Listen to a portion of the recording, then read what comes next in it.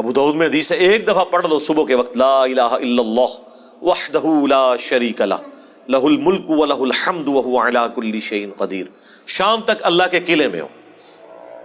السلام علیکم ورحمۃ اللہ وبرکاتہ۔ جو مانگا ملے گا، رات کو بس یہ ایک دفعہ پڑھ لے۔ انجینئر محمد علی مرزا نے کچھ باتیں بتائی ہیں اس ویڈیو میں۔ دعا ہے کہ یہ دعا جو بھی پڑھتا ہے اس کا جو معاملہ ہے وہ اللہ کس طریقے سے آسان کرتے ہیں اور کس طریقے کا یہ معاملہ ہے، اس ویڈیو میں آپ خود بھی دیکھیں گے، اور اللہ سے یہی دعا کرتے ہیں کہ اللہ ہم سب کو اچھی بات سمجھنے، سمجھانے اور اس پر عمل کرنے والا بنائے، آمین ثم آمین۔ اللہ کی طرف سے شیاطین کے اگینسٹ قلعے میں ہو، شام کو پڑھ لو صبح تک قلعے میں۔ ابو داؤد ترمذی میں ہے کہ جو شخص صبح اور شام تین دفعہ آخری 3 سورتیں پڑھ لیتا ہے ہر چیز سے اسے کفایت کر جائیں گی۔ بخاری مسلم میں حدیث ہے جو رات کو سونے سے پہلے سورۃ البقرہ کی آخری 2 آیات ایک دفعہ بس پڑھ لے، جو کچھ مانگا مل جائے گا اور ہر چیز سے اسے کافی ہو جائے گی۔ مسلم شریف میں حدیث ہے کہ سبحان اللہ والحمد للہ ولا الہ الا اللہ واللہ اکبر پڑھنا، رسول اللہ فرماتے ہیں مجھے ہر اس چیز سے بڑھ کر محبوب ہے جس پہ سورج طلوع ہوتا ہے، دنیا اور دنیا کی ہر چیز سے بڑھ کر یہ پسندیدہ ترین کلمات ہیں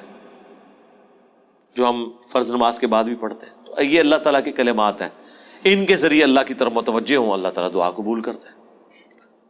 وہ ترمذی میں حدیث ہے ایک شخص آیا، اس نے نماز پڑھی، پھر تیزی سے دعا شروع کر دی، آپ نے فرمایا سائل نے جلدی کی۔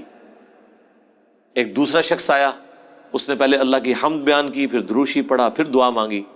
فرمایا سل تعطا، سل تعطا، مانگ تجھے دیا جائے گا، مانگ تجھے دیا جائے گا۔ اور نماز میں بھی پروٹوکول آپ دیکھیں کیا ہے، پہلے اللہ کی حمد بیان ہوتی ہے، التحیات للہ والصلوات والطیبات، پھر درود شریف، اور اینڈ پہ جا کے دعائیں آتی ہیں۔ دعا کا پروٹوکول ہے اللہ کی تعریف اور اس کے بعد درود شریف اور پھر دعا،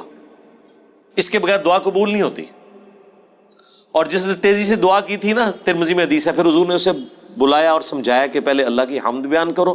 پھر مجھ پر درود شریف پڑھو، پھر اللہ کی طرف متوجہ ہو، اللہ دعا قبول کرے گا۔ کسی مزار پہ جانے کی ضرورت نہیں میرے بھائی، گھر بیٹھے اللہ کی حمد اور درود شریف کے ساتھ آپ اللہ کی طرف متوجہ ہوں۔ مسلم شریف میں حدیث ہے جو اذان کا جواب دے وہی کلمات ریپیٹ کرے، حی علی الصلاح، حی علی الفلاح پہ لا حول ولا قوت الا باللہ کہے، اور اس کے بعد مجھ پر ایک دفعہ درود شریف پڑھے اور الوسیلہ والی دعا مانگ لے، قیامت کے دن میری شفاعت اس کے لیے حلال ہو جائے گی، اللہم اجعلنا منہم، آمین۔ کتنے پیارے پیاری چیزیں ہیں جو نبی علیہ السلام نے تعلیم فرمائی ہیں۔ ہم نے اس لیے سنت اذکار کارڈ لکھے میرے بھائی، یہ میری سالوں کی محنت ہے جو میں نے ایفرٹ پٹ کر کے اس چیپٹر کو کلوز کر دیا۔ Green card, blue card, orange card, میں بالکل خبطیوں کی طرح 2008 سے لے کے سمجھ لیں 2010 تک میں نے کوئی حدیث کی کتاب کا چیپٹر نہیں چھوڑا جس میں میں اللہ کے نبی کے وظائف کو تلاش نہ کروں صلی اللہ علیہ وآلہ وسلم، پھر حدیثوں کی صحت کے پیچھے، پھر جتنے علماء نے اذکار کی کتابیں لکھی وہ، پھر اذکار کارڈ جو چھپے تھے، اس کے بعد میں نے ایک انٹلیکچوئل ترتیب کے ساتھ یہ اذکار کارڈ لکھے، آخرت کا بلو کارڈ اور گرین کارڈ، ہماری ویب سائٹ پہ رکھے ہیں، ڈاؤن لوڈ کریں تو اس کو پڑھیں، ان کے ترجمے بھی ساتھ لکھیں تاکہ آپ کو سوز و گداز فیل ہو۔ صرف عربی پڑھنے سے تو نہیں آپ کو پتہ چلے گا اگر آپ کو پتہ ہی نہ ہو کہ اس کا مطلب کیا ہے۔ حسبنا اللہ و نعم الوکیل، بخاری کی حدیث ہے، ابن عباس کہتے ہیں کہ تمہارے جد امجد ابراہیم کو جب آگ میں پھینکنے لگے تھے تو وہ پکار اٹھے تھے حسبنا اللہ و نعم الوکیل، اور تمہارے نبی پہ بھی جب مصیبت آتی تھی وہ کہتے تھے حسبنا اللہ و نعم الوکیل۔ اور اس کا ذکر تو قرآن میں ہے سورہ آل عمران کے اندر کہ جب اہل ایمان کو خبر پہنچی کہ کافر ان کے خلاف سازشیں کر رہے ہیں تو اہل ایمان پکار اٹھے حسبنا اللہ و نعم الوکیل،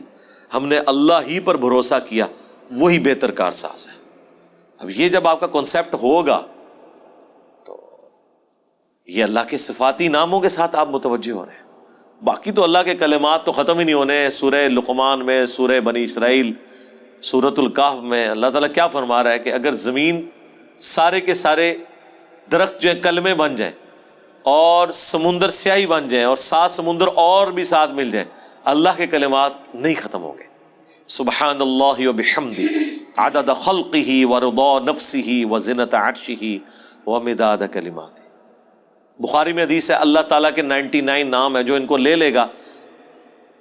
تو اس پہ جنت واجب ہو جائے گی۔ لینے سے مراد یہ نہیں ہے کہ وہ ان کی صرف تسبیح کھینچتا رہے گا، مراد یہ کہ وہ اللہ تعالیٰ کو سیریس لے گا، ٹھیک ہے؟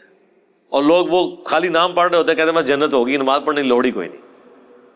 بھائی اگر یہ سنن نسائی الکبریٰ میں حدیث ہے نا کہ جو آیت الکرسی فرض نماز کے فوراً بعد پڑھتا ہے مرتے ہی جنت میں داخل ہوگا، جنت اور اس کے درمیان صرف موت کا وقفہ ہے،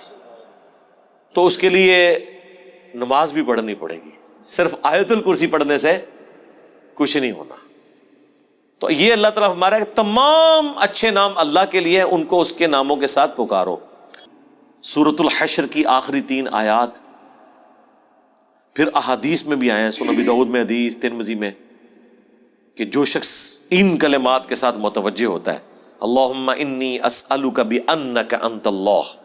لا الہ الا انت الاحد الصمد الذی لم یلد ولم یولد ولم یکن لہ کفوا احد،